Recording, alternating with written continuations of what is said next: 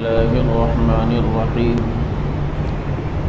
والعاديات ضبحا فالموريات قدحا فالمغيرات صبحا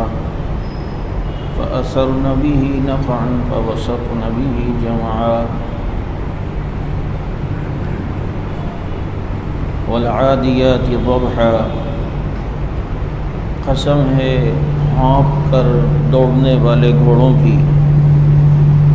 فالمغیرات قدحا پھر جھاڑ کر آگ سلگانے والے گھوڑوں کی، فالمغیرات صبحا پھر غارت ڈالنے والے صبح کو، فأثرن به نقعا پھر اٹھانے والے اس میں گرد، فوسطن به جمعا پھر فوج کے اندر گھس جانے والے گھوڑوں کی۔ یہاں اللہ رب العزت نے گھوڑوں کی قسمیں بھی کھائی ہیں اور ساتھ ساتھ میں گھوڑوں کی صفات بھی بتلائی ہیں۔ سب سے پہلی بات تو یہ ذہن میں آتی ہے کہ حدیث میں آتا ہے کہ اللہ کے سوا کسی کی قسم نہیں کھانی چاہیے، اور یہاں گھوڑوں کی قسمیں ہیں، کہیں پر واللیل رات کی قسم ہے، کہیں والفجر صبح کی قسم ہے۔ تو یہ بات یاد رکھیں، یہ احکامات اور جائز ناجائز حلال حرام یہ انسانوں کے لیے ہیں، اللہ تعالیٰ کسی چیز کے مکلف نہیں ہے۔ اللہ تعالیٰ پر کوئی قانون لاگو نہیں ہوتا، وہ جو کرنا چاہے اسے اختیار ہے۔ اور دوسرا، رب العزت جب کسی چیز کی قسم کھاتے ہیں تو اس چیز کی اہمیت بتاتے ہیں کہ دیکھو کہ تمہارے رب نے یہ کیسی چیز بنائی ہے اور کس قسم کی چیز اللہ رب العزت نے بنائی ہے، اللہ کی قدرت پہ غور کرو۔ تو اس لیے قسم اللہ کے سوا نہیں کھانی، وہ انسان کے لیے ہے، مخلوق کے لیے ہے، انسان کے لیے ہے، رب کے لیے یہ قانون نہیں ہے، اور وہ جو کرنا چاہے وہ کر سکتا ہے۔ لا یسأل عما یفعل وهم یسألون، اس سے کوئی نہیں پوچھ سکتا، وہ سب سے پوچھے گا، وہ سب سے سوال کرے گا۔ تو فرمایا ہانپ کر دوڑنے والے گھوڑوں کی، کہ جب دوڑتے ہیں تو ہانپتے ہیں جیسے سانس پھولی ہوئی ہو، اور فالموریات قدحا اور جب چلتے ہیں تو ان کے پتھریلی زمین پر ان کے پاؤں سے جو ہے وہ روشنی نکلتی ہے اور چنگاری نکلتی ہے، ایسے گھوڑوں کی قسم۔ فالمغیرات صبحا اور صبح صبح حملے کے ارادے سے کھڑے ہوئے ان گھوڑوں کی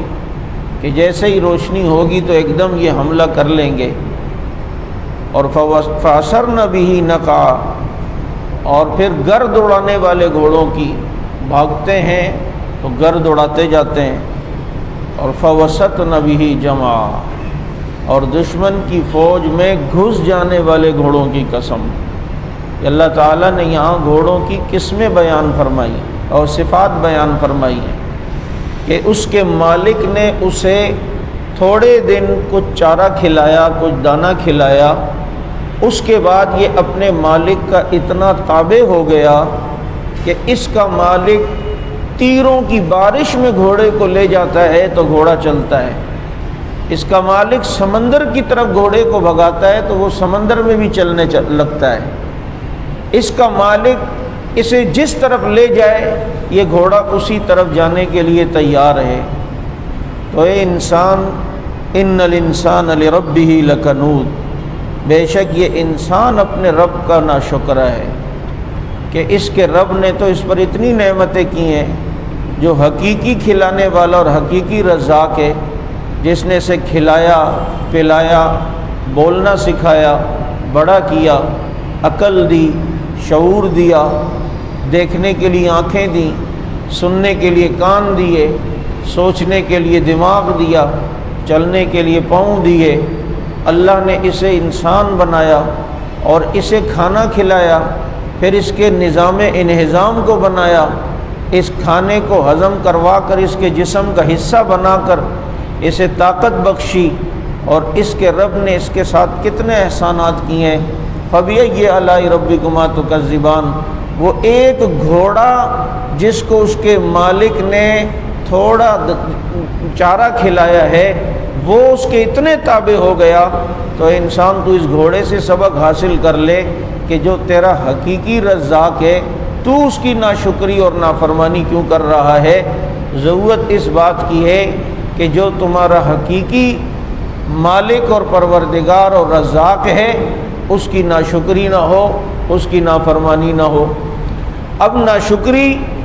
ایک تو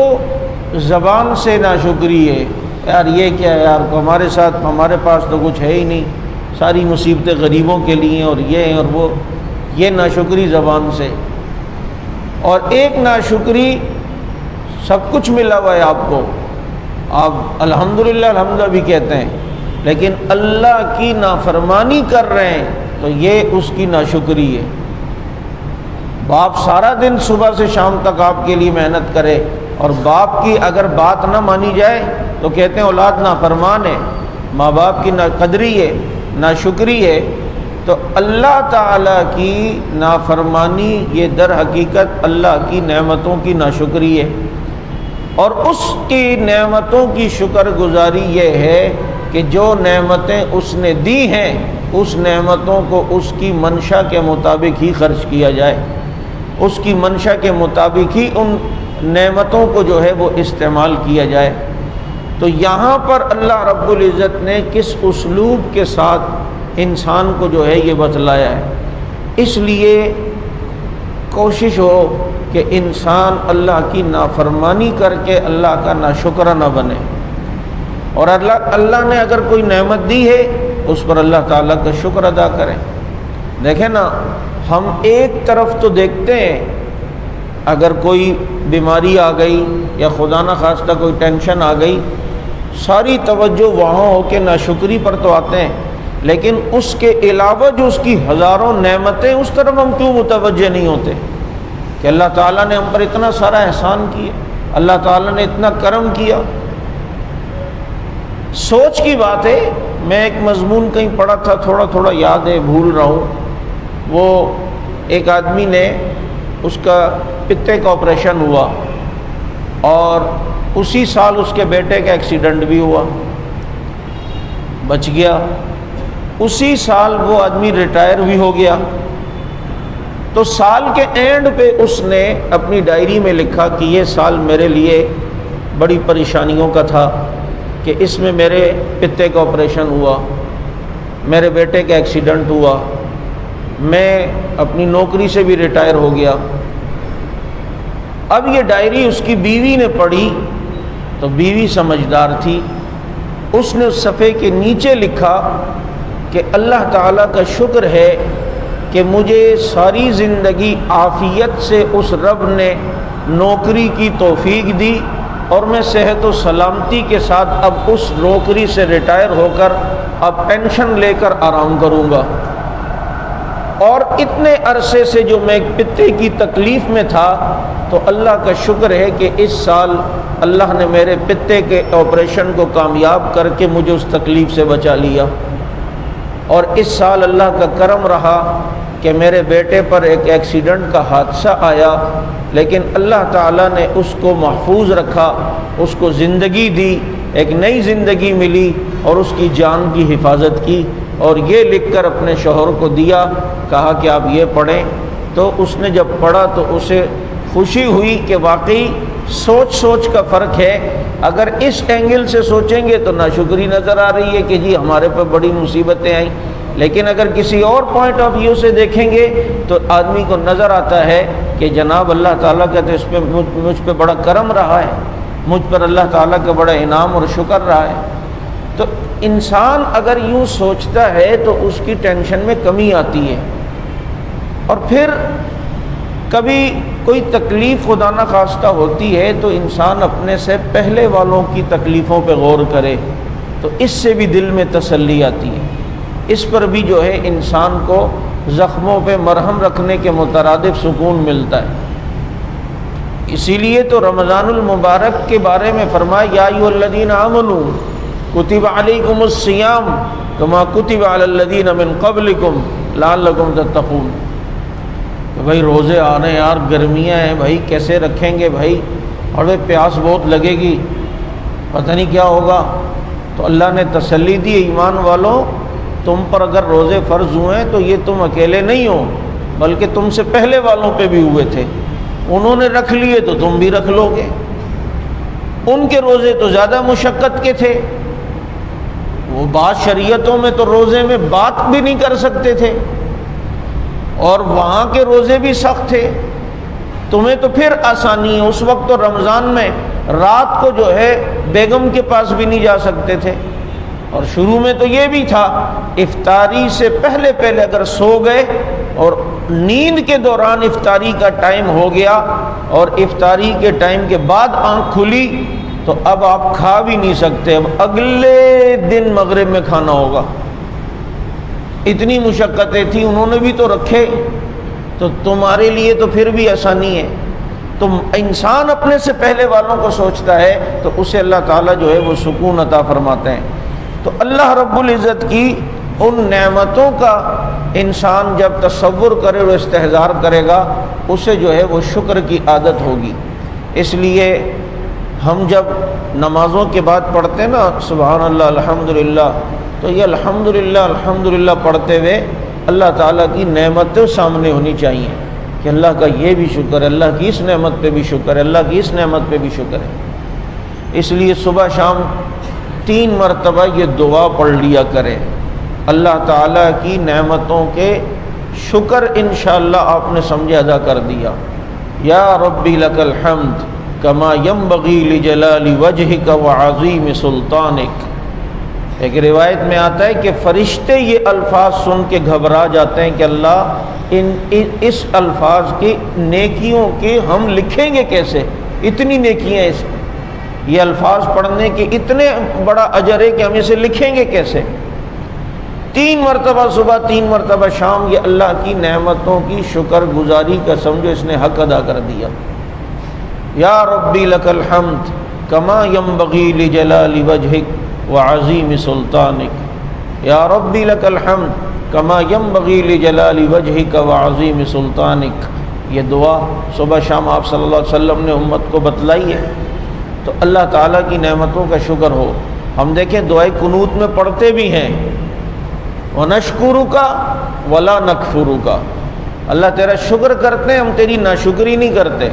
لیکن کہہ رہے ہوتے ہیں لیکن ہم اس طرف توجہ نہیں ہوتی۔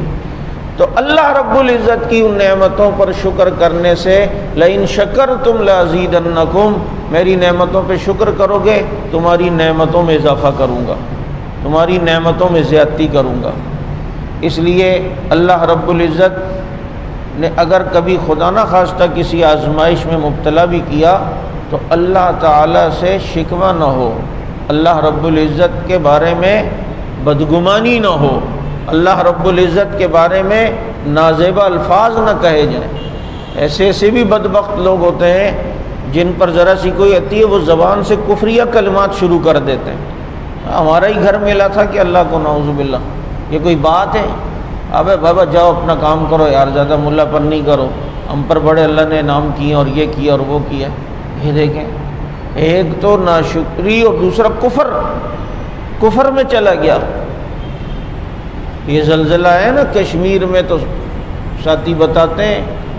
جب ان سے کہا جاتا تھا کہ اب اللہ کی نافرمانی چھوڑ دو تو کہتے تھے پہلے اللہ نے ہم پر کون سا کرم کیا، اتنے ہمارے گھر تباہ ہو گئے۔ تو بھائی وہ جو کچھ بھی کرے وہ اس کی مرضی ہے، وہ ہمارا مالک ہے، اور مالک کو اپنی چیز میں تصرف کا اختیار ہوتا ہے کہ وہ جیسے بھی کرے۔ آپ صلی اللہ علیہ وسلم دعا فرمایا کرتے تھے، اور اس دعا کے اندر آپ صلی اللہ علیہ وسلم کے یہ الفاظ تھے کہ اے اللہ تو میرے متعلق جو معاملہ بھی کرے گا یہ عین تیرے عدل کے مطابق ہے، یہ عین تیرا عدل ہے، یہ عین تیرا انصاف ہے۔ اس لیے اللہ رب العزت سے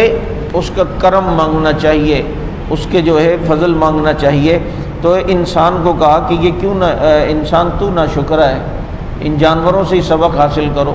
ایک کتا دیکھ لے نا، مالک کے لیے کتنی وفا کرتا ہے، اسے 2 دن کھانا دے دے تو پھر دیکھیں اس کے سامنے دم ہلائے گا، اس سے محبت کا اظہار کرے گا۔ تو ہم نے اتنا بھی اپنے رب کو نہیں پہچانا جیسے اس کتے نے اپنے مالک کو پہچان لیا۔ فرمایا یہ انسان ناشکرا ہے۔ وَإِنَّهُ عَلَى ذَلِكَ لَشَهِيدٌ، اور اپنی اس ناشکری پر خود گواہ بھی ہے، جانتا بھی ہے۔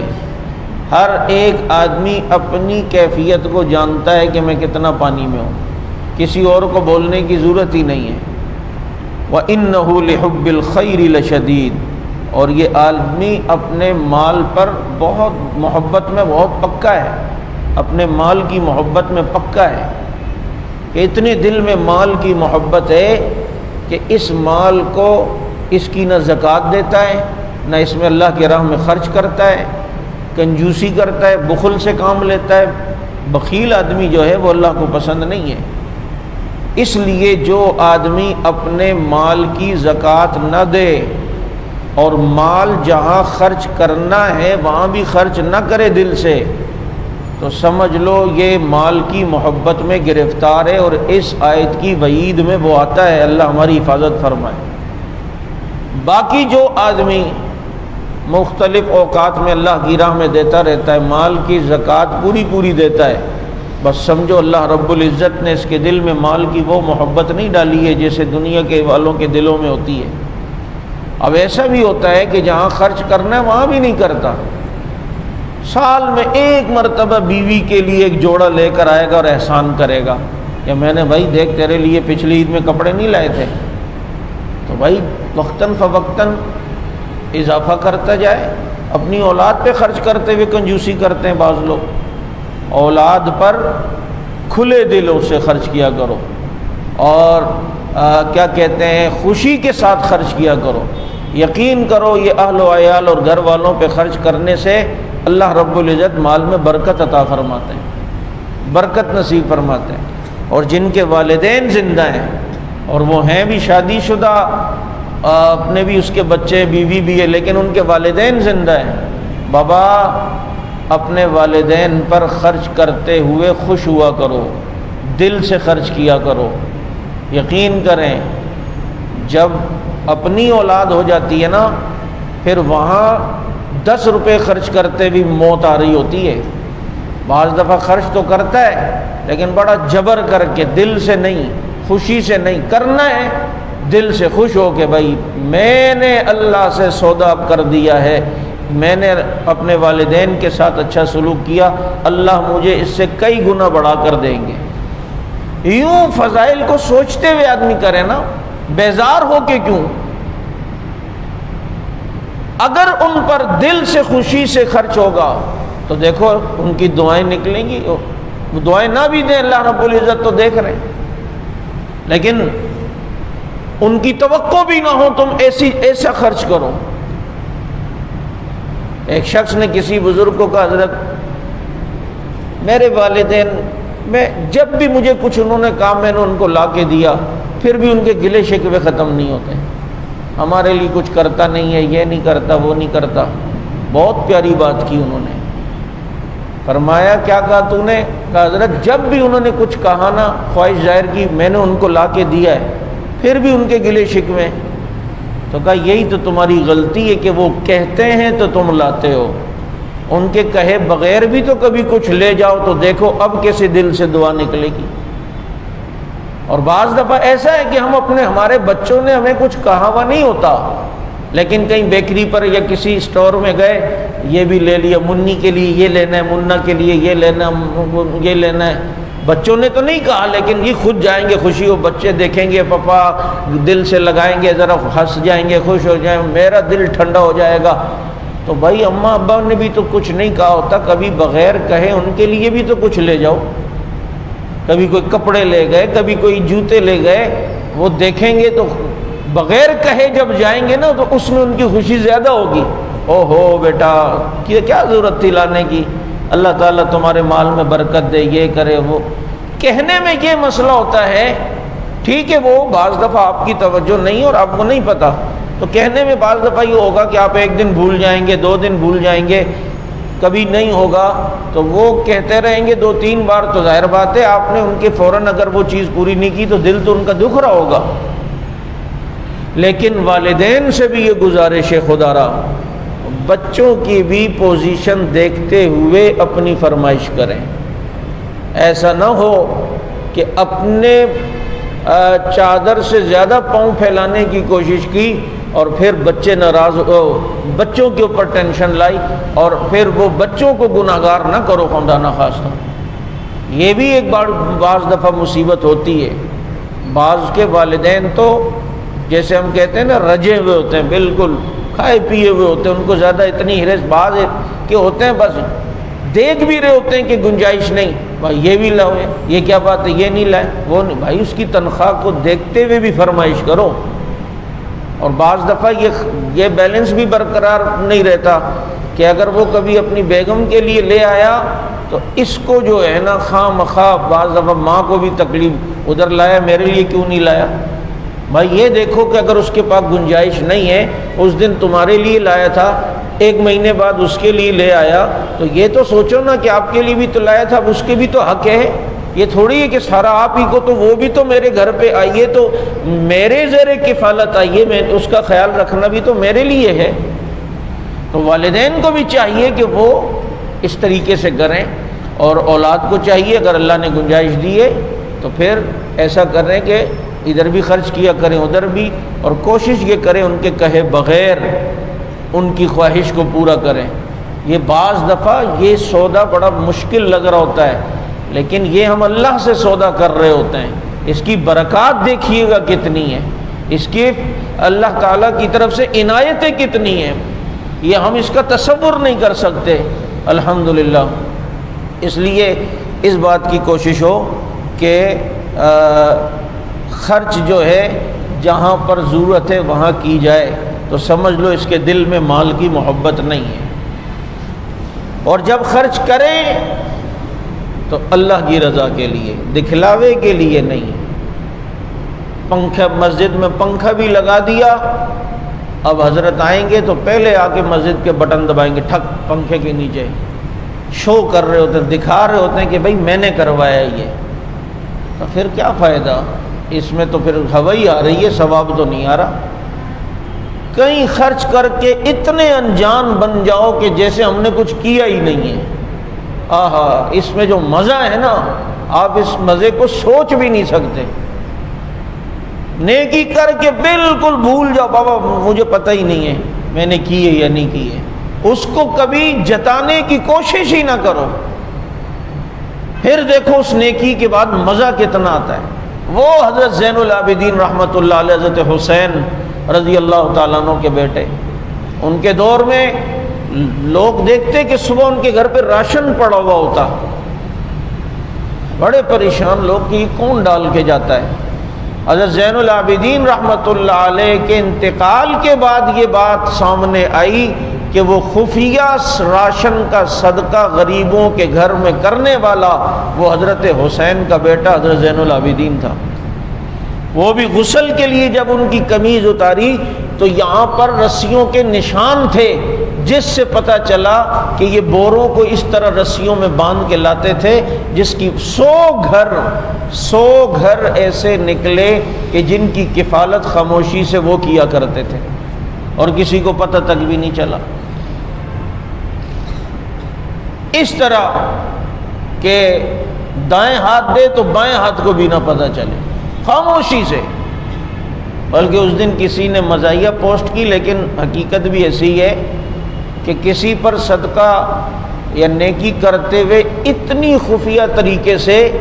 جیسے جوائنٹ فیملی سسٹم میں بیوی کے لیے برگر چھپا کے لے کے جاتے ہو نا، اس طریقے سے جو ہے نا صدقہ کیا کرو کہ کسی کو پتہ ہی نہ چلے۔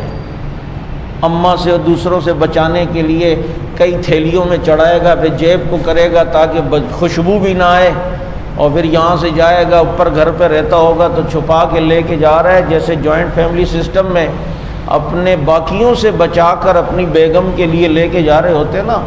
تو کسی کو خبر تک نہ ہو، تو اس طریقے سے خفیہ طریقے سے صدقہ کریں، انشاءاللہ اس صدقے کا اللہ رب العزت اجر بھی عطا فرمائیں گے۔ تو بہرحال یہ تو لذت کی باتیں ہیں، اگر اللہ کسی کو نصیب فرمائے کہ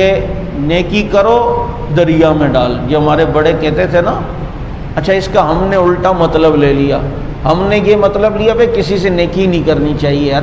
ادھر نیکی کا زمانہ ہی نہیں ہے، ان کے ساتھ احسان کرو، آگے سے ان کے دیکھو رد عمل، نیکی کر دریا میں ڈال، ہم یہ سمجھتے ہیں۔ حالانکہ ان بزرگوں نے جو نیکی کر دریا میں ڈال کہا تھا، اس کا پس منظر یہ تھا کہ جیسے دریا میں ایک چیز پھینک دی، اب اس سے ملنے کی، اس سے منفعت اور اس سے فائدہ حاصل کرنے کی اب کوئی توقع نہیں ہے، ایسے ہی کسی سے نیکی کر کے اب اس سے فائدہ لینے کی کوئی توقع ذہن میں نہیں ہونا چاہیے، اس سے منفعت کا کوئی تصور بھی ذہن میں نہ ہو، یہ مطلب تھا نیکی کر اور دریا میں ڈال۔ لیکن ہمارے ہاں تو دکھلاوے ہیں، ہم تو تبادلے کرتے ہیں نا، نیکی کرتے ہیں اس آسرے پہ کہ کل یہ بھی کرے گا، پھر تو یہ نیکی نہ ہو، یہ احسان تو نہیں ہوا، یہ تو تبادلہ ہوا۔ آج دیکھیں نا شادی بیاہ میں لفافہ بھی اس لیے دیتے ہیں کہ جناب اس کے بعد یہ بھی دے گا، یا اس نے بھی دیا تھا تو اس لیے میں دے رہا ہوں، اتنا بڑا اپنا نام خوبصورت لکھ کے لے کے جائے گا، نیچے ایڈریس بھی لکھے گا کہ کون سے لگ، پتہ چلے میں نے دیا ہے بھائی، میں نے دیا ہے، اور پھر نکالے گا، ابے 500 روپے خالی دیے ہیں، آئے تھے کار میں اور 500 روپے، تو اس نے تم سے قرضہ لیا تھا، دے دیا تو یہ بھی احسان مانو۔ تو بھائی یہ پھر اچھا پھر لکھتے ہیں کہ اب ان کی کسی کی شادی ہوئی نا، ہم نے بھی اتنے ہی دینے، بس ہم نے بھی اتنے ہی دینے، تو یہ تو کوئی ثواب نہیں ہے بھائی، یہ چکر میں تو کوئی ثواب نہیں ہے، اور کوئی بھی ہمیں نیکی نہیں مل رہی، ہم تو تبادلہ کر رہے ہیں، اس نے اتنا دیا تو میں بھی اتنا دوں گا۔ کمال تو یہ ہے جس نے آپ کے ساتھ اتنی بھلائی کی، آپ اس کے ساتھ اتنی بھلائی کریں۔ هل جزاء الاحسان الا الاحسان،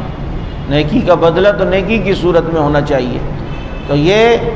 اس طرح ہم یہ کرتے ہیں کہ اگر کوئی اچھا کرے گا تو ہم اس کے ساتھ اچھا کرتے ہیں، جو اچھا نہیں کرتا ہم کہتے ہیں جائے بابا، ہم اپنا کام کریں گے، وہ اپنا کام کرے گا۔ فرمایا اس کے دل میں مال کی محبت بہت زیادہ ہے، اور مال آ جائے اللہ تعالیٰ آسانی کا دے، اللہ ہمیں فقر سے بچائے، کفر سے بچائے، فاقوں سے بچائے، اس سے بچنا چاہیے، اللہ تعالیٰ سے دعا کرتے رہنا چاہیے، کسی کا محتاج نہ کرے، ہم اللہ تعالیٰ ہمیں دینے والوں میں سے بنائے، لینے والوں سے نہ بنائے، اتنا اللہ رب العزت عطا فرمائے وافر مقدار میں۔ لیکن جب وہ مل جائے اسے اچھی راہ میں خرچ کریں، اور اس کے دل میں اس کی محبت نہ آئے۔ مال کی جگہ جیب ہے، دل کی جگہ اللہ کی ذات ہے، ادھر وہی آئے۔ ایک بزرگ بہت پیسے والے، ان کو کسی نے اطلاع دی کہ آپ کا مال جو دریا کے سمندر کے راستے سے آ رہا تھا، جہاز غرق ہوا ہے، سارا مال آپ کا ڈوب گیا ہے۔ تو بیٹھے ہوئے کہتے ہیں الحمدللہ۔ تھوڑی دیر بعد ایک شخص آیا، کہا جی وہ کسی نے جھوٹی خبر پہنچائی ہے، آپ کا مال تو ساحل پہ لگ گیا ہے۔ فرمایا الحمدللہ۔ تو کہا دونوں کیفیتوں میں الحمدللہ کیوں کہا؟ کہا اس لیے کہا کہ جب پہلے نے آ کے خبر دی کہ آپ کا مال ڈوب گیا، مجھے ذرا سی بھی تکلیف نہیں ہوئی، تو اس پر میں نے شکر کیا کہ اللہ مال کی محبت میرے دل میں نہیں ہے، اور جب خبر آئی کہ بچ گیا تو اس پہ مجھے ذرا سی بھی خوشی نہیں ہوئی، میرے شکر کیا کہ مال کی محبت میرے دل میں نہیں ہے۔ انسان کو اللہ رب العزت نے اگر دیا ہے نعمت ہے، اچھی بات ہے، اسے اللہ کی راہ میں خرچ کریں۔ مال حلال طریقے سے آ جانا یہ کوئی معیوب اور برا نہیں ہے، لیکن مال ہو حضرت عثمان رضی اللہ عنہ جیسا، حضرت عبد الرحمن ابن عوف رضی اللہ تعالیٰ عنہ جیسا، جن کے مالوں پر بھی اللہ رب العزت کو محبت آتی تھی، ایسے لوگ تھے۔ اللہ تعالیٰ ان حضرات کے نقش قدم پر ہمیں چلنے کی توفیق نصیب فرمائے۔ وآخر دعوانا ان الحمد للہ رب العالمین۔